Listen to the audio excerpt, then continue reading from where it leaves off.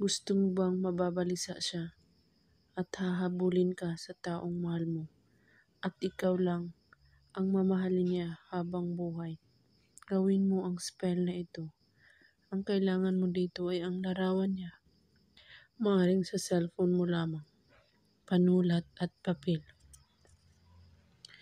Kailangan buo ang inyong paniniwala at walang ibang iniisip at pagdududa.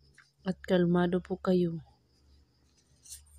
Ikaw ay may problema ay huwag mo muna itong gawin. Isulat mo sa papel ang pangalan ng inyong mahal at ang kanyang kapanganakan. At sa likod ng papel, isulat mo ito. Hahabulin mo ako palagi.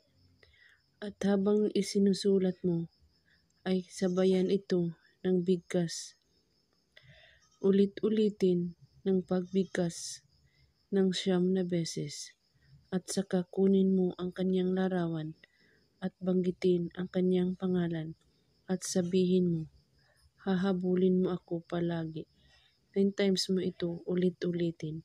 At pagkatapos, tulugan mo ang papel.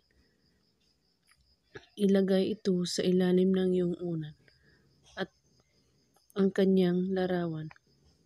Kinaumagahan, kunin mo ang papel at sunugin ito at ibaon ito sa lupa o isaboy sa hangin ang abo nito.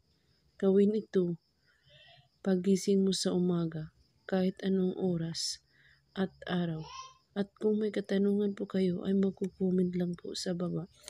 Maraming salamat sa panonood. May God bless us all.